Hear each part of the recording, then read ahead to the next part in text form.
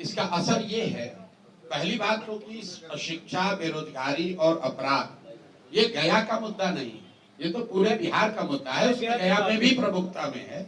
आपने कहा कि इसका क्या असर पड़ा। असर ये है कि पहली बार बिहार में चुनाव के 3 महीना पहले चर्चा क्या हो रही है कि भाई पलायन कैसे रुकेगा। प्रशांत किशोर और यशवंत जो कह रहे हैं कि पलायन रोक दिया जाएगा, क्या ये संभव है कि नहीं।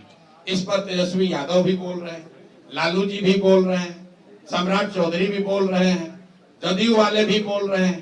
तो पहली बार यहाँ बात हो रही है बेरोजगारी की। अंतर ये है कि पहले जब बात होती थी पलायन की कि भाई बहुत सारे लड़के बाहर जाते हैं, तो लालू जी, नीतीश जी जैसे लोग क्या कहते थे, आप लोग भी क्या कहते थे कि भाई बिहार का बच्चा बाहर नहीं जाएगा तो दिल्ली बॉम्बे की व्यवस्था ठप हो जाएगी। उसी को बिहारियों ने अपना सम्मान बना लिया था कि हम ही लोग दिल्ली बॉम्बे का व्यवस्था चला रहे हैं, वहां का साफ सफाई हम करते हैं, टैक्सी हम चलाते हैं। लड़के जाते हैं, हंसते कहते हैं, कह रहे भैया हम तो जाते हैं, सब बिहारी का मिलता है। पहली बार जन सुराज ने, प्रशांत किशोर ने ये कहा कि हमारे बच्चे, बिहार के बच्चे बॉम्बे में, दिल्ली में, कर्नाटक में, महाराष्ट्र में, गुजरात में, बंगाल में अगर जाकर टैक्सी चला रहे हैं, दुकान चला रहे हैं, ठेला लगा रहे हैं, साफ सफाई कर रहे हैं, तो ये गौरव की बात नहीं है।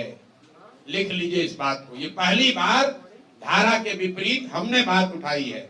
ये गौरव की बात नहीं है, काम कोई भी खराब नहीं है, लेकिन अपने बाल बच्चों का पेट भरने के लिए मजबूरी में गया से, औरंगाबाद से यहाँ के अपना घर परिवार छोड़कर बॉम्बे में जाकर ठेला लगाना, ये गौरव की बात नहीं है।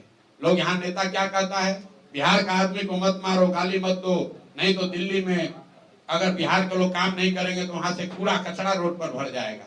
कूड़ा कचरा निकालने के लिए बिहार का आदमी पैदा हुआ है। ये जन सुराज की ताकत है। अब लोगों ने ये कहना बंद कर दिया है। ये लोगों ने कहना बंद कर दिया कि दिल्ली में लड़के जाकर, दिल्ली में अगर बिहारियों के साथ बदतमीजी होगी तो कूड़ा कचरा वहां फैल जाएगा। हम ये कह रहे हैं कि ये शान की बात नहीं है। शान की बात तब होती जब बिहार के लड़के बिहार में काम कर रहे होते, हम लोग इतनी सब्जी, इतना फल यहाँ उगा रहे होते, इतना लीची आम उगा रहे होते कि बताते कि अगर बिहारी कह के गाली दोगे तो यहाँ से भेजना बंद कर देंगे, दिल्ली में तुम्हारा खाना रुक जाएगा। हम लोग ये चाहते हैं। मोदी जी अभी आए, उन्होंने कहा कि वंदे भारत ट्रेन एक खुलेगा, सहरसा को उन्होंने कह दिया सहरा। चलिए वो तो मिस्टेक हो गया, टेलीप्रिंटर का होगा। आप बात समझिए कितना बड़ा फर्क है जो जन सुराज कह रहा है, जो अभी तक लोग कहते आए। मोदी जी ने मधुबनी में कहा कि सहरसा से एक नई आधुनिक ट्रेन दी जाएगी जिससे श्रमिक परिवार के बच्चे गुजरात और महाराष्ट्र में जाएंगे, उनको जाने में सुविधा होगी। पत्रकारों ने लिखा, आप लोग भी यूट्यूब पर चलाए, मोदी ने 4 ट्रेन का गिफ्ट दिया। नेता लोग कह रहे हैं देखिए मोदी जी आकर कितना बड़ा काम किए हैं। पहला व्यक्ति है प्रशांत किशोर, हम विरोध करते हैं, हमें ऐसी ट्रेन नहीं चाहिए। ऐसी ट्रेन नहीं चाहिए जिसमें बिहार के बच्चे जानवरों की तरह मजदूर बनकर गुजरात जाए, महाराष्ट्र जाए काम करने। अरे आपको ये भी नहीं समझ में आ रहा है मोदी जी क्या कह रहे हैं कि श्रमिक परिवार के बच्चे, मतलब पूरा बिहार का जो बच्चा है वो श्रमिक परिवार है, और वो श्रमिक परिवार के आपके बच्चों को गुजरात में जाकर नौकरी मजदूरी करने के लिए आपको ट्रेन दे रहे हैं। आप जितने पत्रकार बंधु लोग हैं, जरा जाकर मोदी जी का स्पीच देखिए।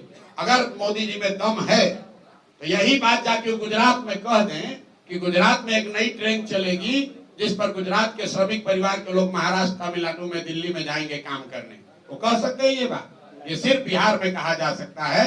और बिहार के लोग इतना, हम लोग की चेतना मर गई है कि हम लोग इसको विकास मान रहे हैं, हम लोग इस पर ताली बजा रहे हैं। भैया ट्रेन चाहिए, लेकिन वैसी ट्रेन चाहिए जिसमें हम लोग यहाँ से बिजनेस व्यापार करें। वैसी ट्रेन चाहिए जहाँ से चीनी, सीमेंट, छड़ यहाँ से बनाकर भेजा जाए।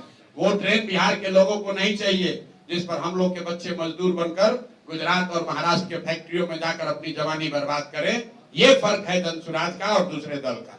Sir paper